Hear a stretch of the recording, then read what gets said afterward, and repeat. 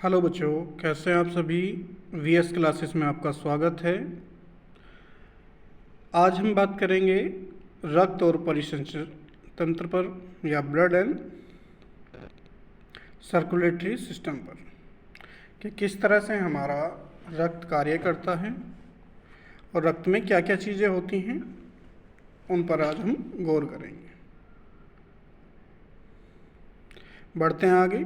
रक्त आपने देखा ही होगा किस तरह का रहता है, जैसा इस मानचित्र या चित्र में दिखाया गया है। इस तरह का हमारा ब्लड होता है, रेड कलर का, जिसमें बहुत सारी चीज़ें होती हैं। आगे बढ़ते हैं हम।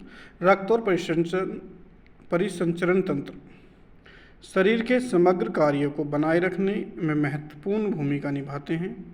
ऑक्सीजन, पोषक तत्व और कचरे को विभिन्न ऊतकों तक पहुंचाते हैं और वापस लाते हैं। यह इसके घटक और प्रमुख कार्यों का विवरण दिया गया है। नंबर 1 है जैसे रक्त के घटक और उनके कार्य क्या क्या हैं, इस पर आज हम चर्चा कर रहे हैं। तो रक्त 4 मुख्य घटकों से मिलकर बना होता है। प्रत्येक की विशेष भूमिका होती है। जैसे लाल रक्त कोशिकाएं,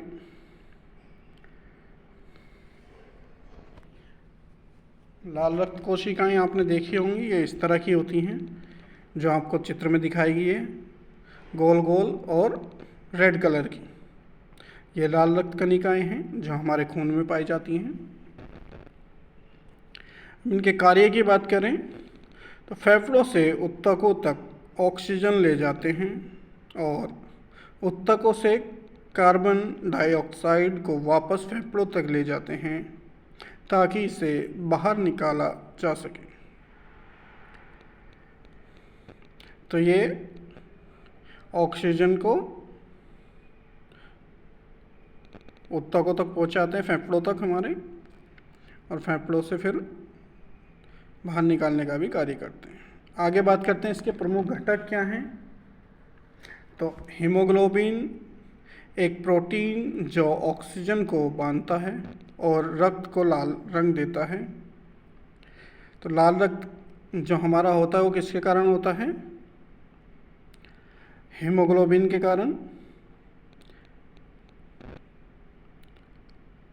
जिसमें प्रोटीन और ऑक्सीजन को एक साथ बांधकर उसको रक्त कलर प्रदान करता है।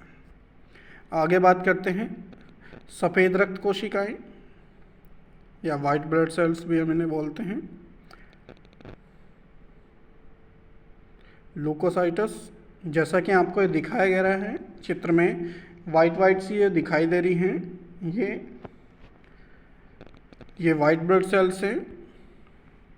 इनके कार्य की अगर बात करें तो कार्य है इनके, वाइट ब्लड सेल्स के कार्य शरीर को संक्रमण, विदेशी तत्वों और बीमारियों से बचाने में मदद करते हैं। ये प्रतिरक्षा प्रणाली में महत्वपूर्ण भूमिका निभाते हैं। तो जब व्यक्ति बीमार पड़ता है या संक्रमण का खतरा होता है उसे, तो उससे बचाने के लिए सबसे ज़्यादा किसका कार्य होता है? वाइट ब्लड सेल्स का। यही कार्य करती हैं जिससे व्यक्ति को जल्दी से रिकवर करके ठीक किया जा सके। प्रकार की अगर बात करें, इनमें न्यूट्रोफिल्स, लिम्फोसाइट्स और मोनोसाइट्स, इओसिनोफिल्स और वैसोफिल्स शामिल हैं। प्रत्येक की विशेष प्रतिरक्षक कार्य क्षमता है। सारी जितने भी इसमें प्रकार हैं, इनकी सबकी अपनी अपनी कार्य क्षमता है अलग अलग। वैसे ही अगर आगे बात करते हैं हम प्लेटलेट्स की, जैसा आपको इस चित्र में दिखाई दे रहा है,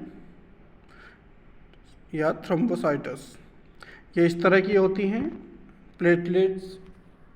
आपने देखा भी होगा, डॉक्टर जब जांच करता है तो सारी चीज़ें देखता है, white blood cells, red blood cells या प्लेटलेट्स कितनी हैं कितने नहीं है शरीर में। तो मोस्टली आजकल फीवर में आपको देखने को मिलती हैं कि व्यक्ति की प्लेटलेट्स कम होगी, तो वो इसी तरह की होती हैं। ठीक है। अब इसके कार्य की बात करें तो रक्तस्राव को रोकने के लिए संकुचन के स्थान पर एकीकृत होती हैं और थक्के का निर्माण करती हैं। जब व्यक्ति के चोट लग जाती है या कट लग जाता है तो जब ब्लड निकलता है व्यक्ति का, तो उसको रोकने का कार्य कौन करती हैं?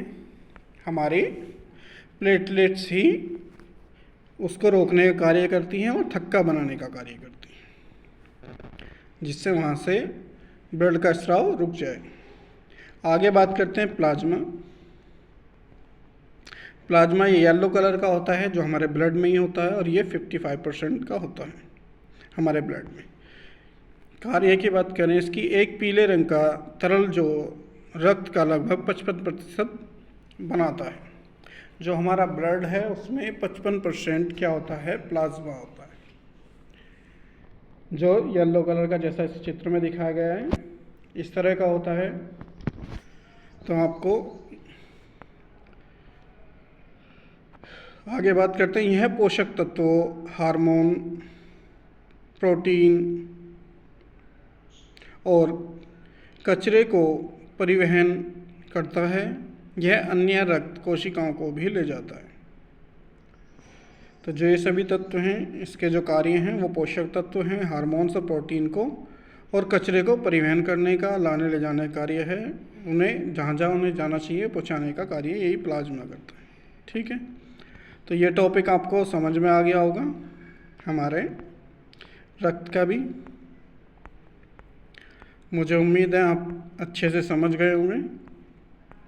तो सभी इस चैनल को एक बार लाइक, शेयर एंड सब्सक्राइब करें, जिससे आपको और बेहतर वीडियो मिल सकें।